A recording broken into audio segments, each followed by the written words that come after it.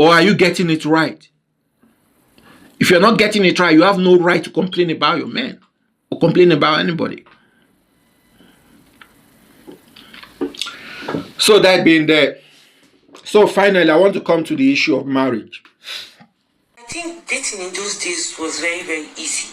Like, dating those days was very, very easy. And this years when you date, before you know, Papa the guy has proposed and you people are about getting married, or you people are married already. I don't know who did it to this generation. I don't know how it happened, when it happened. But please, to your long, they should go and do it. Because how these men, nobody is interested in letting you to get married again. All they are so interested in, let's just go with the flow, let's just vibe. She people have now turned to vibes. Every person is now she vibes, let's just vibe. Because I don't understand how you see a fine girl, a pretty girl, and then you tell her, hi, I like you, I love your vibe. I do not want something serious. I just want us to go with the flow. I just want us to vibe. I'm not dating to marry. What are you now dating for? What are you now dating for? Go with which nonsense flow? Which flow? My 20-something is passing and you're telling me let's go with the flow. Like how? Please, anybody that did that thing should go and undo it. Because the men of this generation, these men are not looking forward to having a family or building a family. Everybody's just interested in having a child outside wedlock. Just be my baby mama, like whoever implemented that rule should just go and scatter it. You see, when it comes to an event or an issue, we talk about stakeholders, and you have major stakeholders, and you have the rest. In the issue of marriage, there are stakeholders. You have the families. You have the families of the spouse. You have the spouse. You have the man, the bride. I mean, the man, you have the woman. Let me not use bride. So, but the vital stakeholder is the man. The man is a vital stakeholder. It's upon his yes, his initiation that marriage comes into process and goes. He makes the initial move. And I always use a case study on a place I know, which is my country, Nigeria. In Nigeria, in my Igbo culture, it is the man that comes up with the financial commitments. Initial, not even just what is initial, he comes up with a financial commitment to make it happen. He gets the list. When he gets, it's not the lady that accomplishes what is on the list. It is the man that accomplishes, the one that pays the dowry. He's the one that the whole Ashwebi organization, hall, after party, whatever, on him. In most cases, in more than 90% of the cases. So he is the major stakeholder. So I'm talking with the major stakeholder. The situation we have in Nigeria today, when it comes to the ideology and the principle, the mindset of the ladies we have in Nigeria today, most especially our Igbo women. Marriage, the act of marriage right now in Nigeria should be obsolete. Yes, it's obsolete. No man should get himself entangled with all those traditional marriage they are doing. I mean, like those wedding, those expensive, those flamboyant, whatever. And most importantly, what no African man should do is going to court to do what they call the so-called court marriage.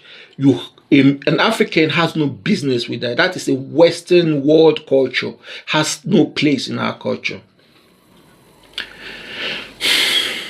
The reason why most people indulge in it, and the reason why probably I did that, was because of the reason of documentation for the Western world, because if you live in the Western world and you want to bring your couple and they're going to the embassy, they start asking, because that's for them what they recognize, this documentation, court wedding, court certificate of marriage. That was the reason why I had it done in the first place. But it's not right, So whatever, I don't want to go into my story. I'm just bringing in that, so you can listen. But despite that, even for that reason now, it's still obsolete, because I won't advise anyone, if you want to get married, start getting ready to have yourself more frequently present in your country, in Nigeria, for example, where you're getting married for your family, and then only come to Europe to do business. The issue of bringing your wife to join you in Europe is a high risk, has proven itself to be a high risk that I won't advise anybody to go into it. Okay? Why? Because first of all, remember why you came to Europe. You came here to hustle. It was financial. You were compelled for greener pasture. So when you get it, you are going back home. You should go back home. If not, you're lost. So if not, you don't even know the reason why you left the country. If not, you have a failed mission. So if that is the reason, then you should be planting your family, your home, where you belong to, where you always go back to. So that reason of doing that court marriage, in that sense, is annulled. You don't need it. Don't go to the court to do that, because whatever principle and the whole laws that surrounds the court wedding, it is totally contradictory to our tradition and even to the Christian norms. Go and check by yourself. In the court marriage, court of law, they have a section, they programmed it already, that your marriage is meant to fail at a point, and they've made provision for that. And that's what they call then the divorce. And in all these things, the lawyers are making their money, the court is making their money, the system is making their money. That is what they care about.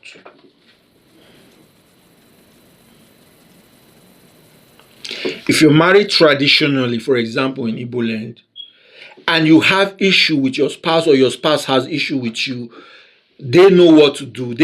The woman contacts their people, tell them the issue. They send emissary to the kinsmen of the husband, and they deal with the issue. They trash it. If there is anything to be done, it is the man that says, okay, if he is having problem, what he does is he sends the wife back to the family and says, this is the issue I'm having and I want it corrected. I want her educated on that topic.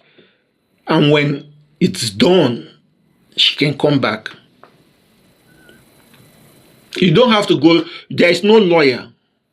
Even in a case whereby the marriage is done and the man doesn't want no more, all they need to do is to take the bride price, return it to the man. The woman goes, she's a freeborn. You don't need court cases, suit number, whatever, appearing in court to come and bring your dirty laundries to the whole entire public too. So what am I saying in end effect? The court marriage system is not for an African. It's foreign. Even the Christian marriage norms is better. It's better than the court marriage.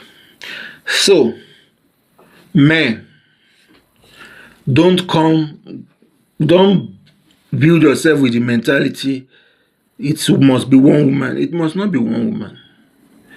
If the woman you have with you, if the first wife or the first woman. When I say what first wife, it's like, well, when I think of this court marriage, it makes me irritated. You don't, if it is called marriage, forget it. Don't. It's not marriage. Don't. Then you don't have to marry. Yes, you don't have to marry, man. You don't have to marry. If you don't want to do if you don't do the traditional, you don't do the court marriage. So it's not a taboo. People in the Western world can bear me witness. Yes, they can. Yes, they can. Why? In the Western world today, people don't get married. They do partnership. They don't go to the court. They don't go to the church. They don't do anything. What they do is partnership. Two people come together. They live together as husband and wife. Get children. When you see them, you don't see any difference. Probably if they want, they put marriage ring on their symbolic on their hands.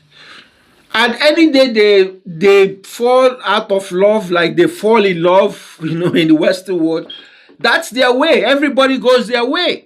You don't need to go start spending money trying to get lawyers for divorce, and then 2 years, 3 years, you're going to. That's why I tell you, even the Western people themselves in this world, they've sidelined that court marriage. They've sidelined it. They don't even, not even need to court marriage, even any form of marriage, they've sidelined it.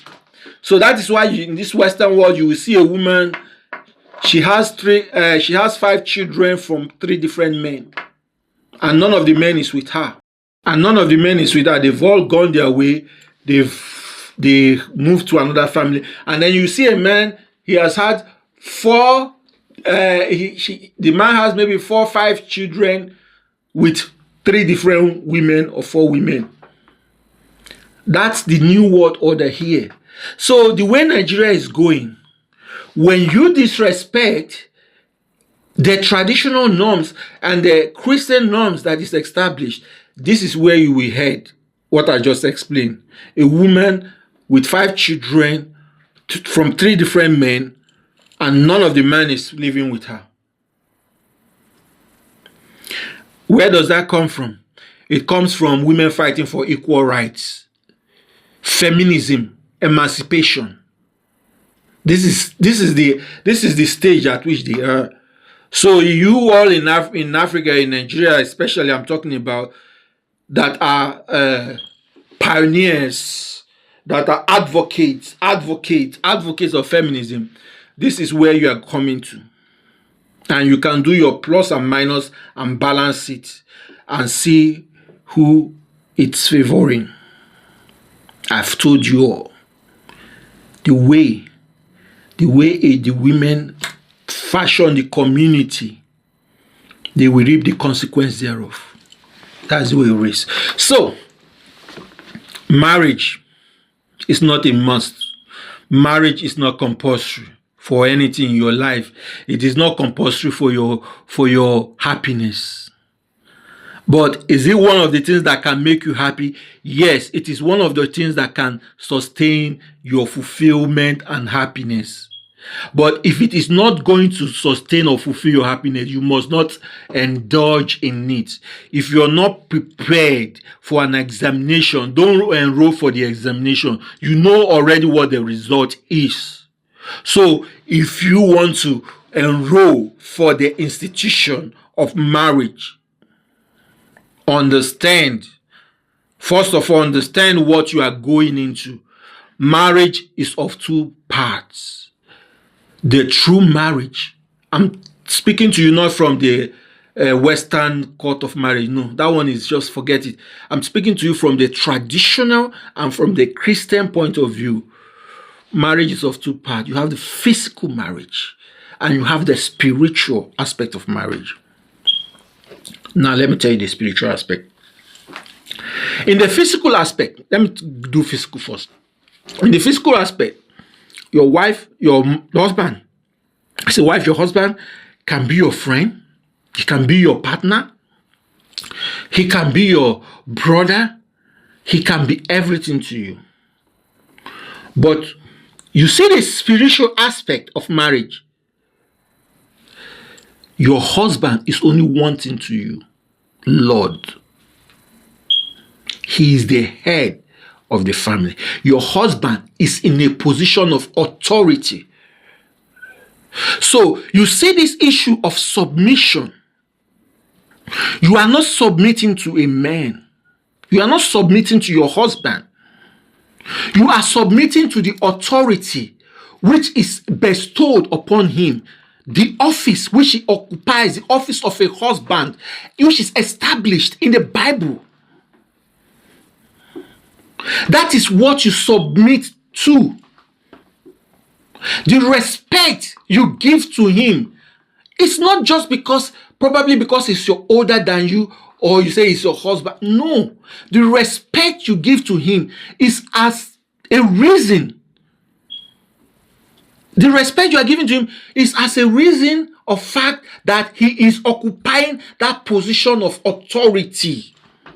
So when you are addressing your husband, you should know in which state is the discussion happening, so that you conform yourself. If it is the relaxed normal state, the normal physical state, he will laugh with you. You can joke with him. You can, just like you make out with him in the bedroom, he's a face. But when it comes to a relationship as a leader, as a husband, as a man in authority, your attitude, your composure towards him has to change. Why? Because he's a man of authority at that position. He's an office. He cannot act like an ordinary man. At that point, he has to make serious decisions that he has to account for. That is why no man is happy to see a woman disrespect him and lack submission, refuse to submit to his authority when that time is called for. No man bears it, because it makes his job, it makes his responsibility difficult for him to fulfill. That woman is giving him hell to fulfill that particular responsibility. It is not a joke for a man. So I don't even know why women flip out when they hear submission and respect, as if it is a new thing to them. For heaven's sake, you submitted to your parents. You submitted to them because of their authority as your parents. It is authority that you submitted to. You respected them because of the position as being in authority. So if you could do all those things, you never challenged it, or in large aspect, they never challenged. But anybody that has ever challenged that authority, forget what I'm saying. That person is not meant to be in any answering wife to anybody. If any woman has ever disrespected the parents, not submitting to the parents, that means that person is, don't bother what I'm saying. Don't just go. So, but in most cases, you have submitted to your parents, not even to your parents, even to your uncles. If you have to live with them or you have to see them, you respected them. You respected elders around your place just because of authority. You went to school. You submitted to your teachers because of the authority of a teacher. You submitted to your principals. You even submitted to your class captain. Your class captain, as common as you can see it now, you submitted to his authority. You respected him, even though he was your classmate. But because of that authority he has as a class captain or prefect of the school, even though they are your fellow mates, they command you, they give you instruction, you followed. That is submission, that is respect. It's not a new thing. You left school, you went to work, you have a boss. In as much as you get upset with the way your boss talked to you, where it was rudely, harshly, You did not reply. You did not abuse him. You still kept your calm and you respected. Because why?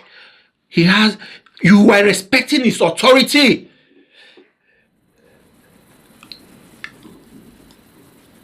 Not because you love him.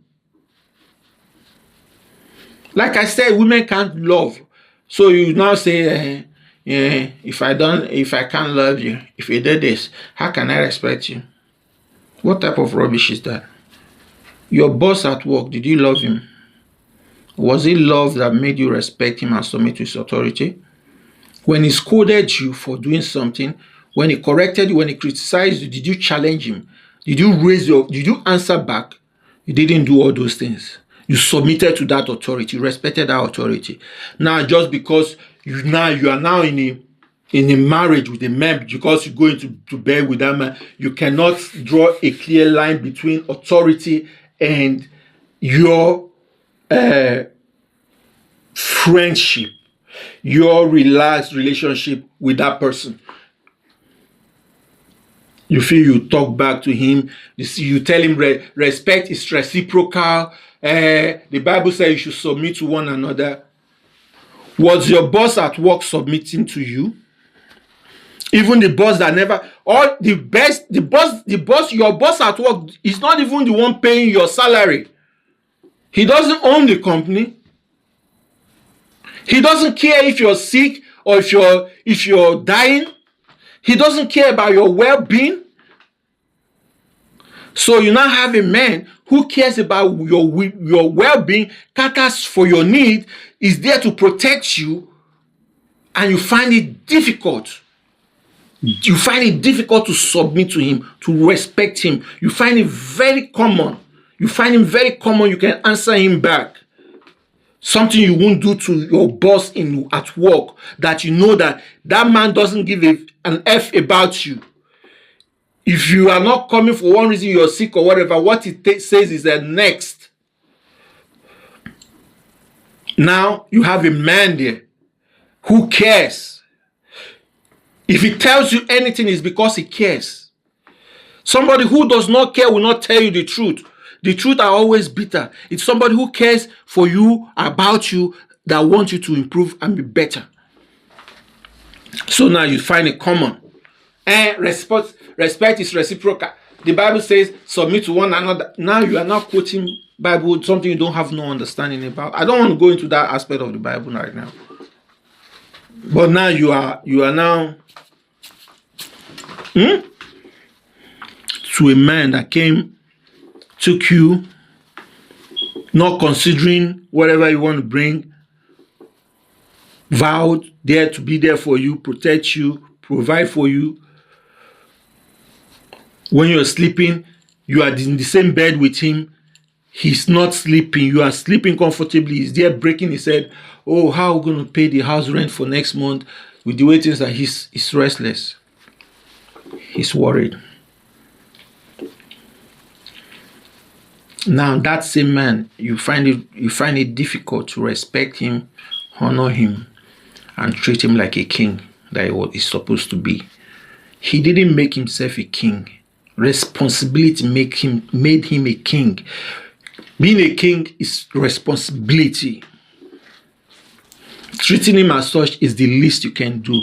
It is not a comfortable position. I'm telling you, as a man, we all were once children to our parents, and we had no care. We wake up in the morning, we know we play. We don't think of rent or food or whatever.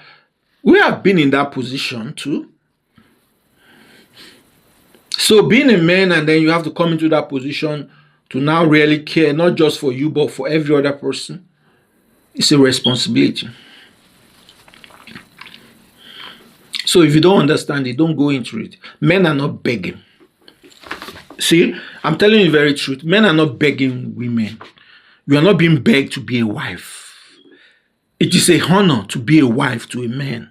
It is a honor to be a wife to a man, to answer a wife to a man. If you really know what a wife is, it's a honor. Men don't beg for it. The reason you know why. You know why. You know why men don't beg for it. Men might beg to have sex from you. But you see, to be a wife to a man, men don't beg for it. It's not something you beg for. It's a honor. So if you think it's because of that slit you have in between your pants, in between your legs, that will make you want to control a man, you are joking. So I'm very sorry if I've ever used any rough word, but we have to say it the way it is. I love you all. All I'm saying, do you. You see, do you. Whatever you're selling, you have a market for it. Go for it. Men, don't get angry if a woman says, look, my bekus is 500,000. The men that has money, let them go and patronize the. If it is not your principle, move on. Don't get angry with. You see, come on. We don't need to be replying such women on internet. Everybody, whatever, you have right to whatever. If women decide to go completely naked, if some women wants to off pants on social media before the camera, it's their choice. Don't attack them, leave them. Everybody do you. If a woman says, if my husband cheat, I'll cheat back, it's her right. So why? Why do you want to stop her? Her husband cheated her in the first place, so she has the right of reply. So if her reply is to cheat back on her husband, now her husband has the right of reply to her cheating back. So the husband has to decide what he wants to do. And there are some women that has a different reaction. That, okay, the husband cheat on them, that's it, it's end, they pack their load, they gone. It's their right. So why are we making this thing complicated? If your husband cheats on you and you decide to cheat on your husband, good. When you cheat on your husband, you cheat back, and your husband decide, oh, take your load, pack your load, I'm done. It's his right. Pack your load and go. Everybody has the right of reply. You can react as long as you don't buy anybody, as long as you don't stand in anybody's way. And I don't see in any a wife trying to cheat back on her husband. I don't see in anyhow she's standing in anybody's way, not even the husband's way. If the husband wants to say rubbish, were you the first person that visited that place before you met her? Are you serious? Were you the first person that visited it? So if she decides to cheat back on you, fine. If you can take it and keep quiet. If you can't take it and it happens, you have your choice. The only choice you can't use is aggression. You can't use it. You can't go and beat up another person's daughter because she cheated back on you. You can't go and buy another person's daughter because she cheated on you. All you can do is say, okay, it's over, it's end there, go. That's the best you can do. Or you say, okay, it is licensed for me to continue cheating since she has cheated back. So now she has no reason to stop me. I'll continue cheating. Your decision. So let's respect each other. Every day is a place. On this table I've just established, you can't break it. Whoever wants, come and try. Comment section is there. Come and break the table. It's unbreakable table. I've established a new table of metal. This relationship table is made out of steel. If it bounces on you, it will crush you. If you fall on it, it will crush you. So this table says, do you. Do you. All you women that have bad experiences or whatever your dream has not been, don't bring your bitterness to internet and try to generalize and start forming as if you are the how do I put it the Superman of women, the Superwoman of women association fighting for women rights. No, carry your bitterness, carry your go and lick your wounds. We understand it has not favored you. But don't come here and corrupt little girls, innocent ones that have not had any experience. You know what your experience was. We understood. You were badly treated by men. You, because of the type of men you came across. It does not mean that all men are like that. So don't come here and be on the internet and be talking all those type of rubbish. The same thing to men. The fact that you met a bad woman does not mean that all women are like that. So don't come here and bad-mouthing women. It's for me, sometimes I generalize. I do it based on my own experience. I can give advice. I can say, but I limit it to your opinion. Whatever you choose. Listen, advice is not a bad thing. You can take as many advice as possible. But your action is the one that is to be judged, not the advice you got. It is your action. So all of you consuming on the internet, know what you're consuming.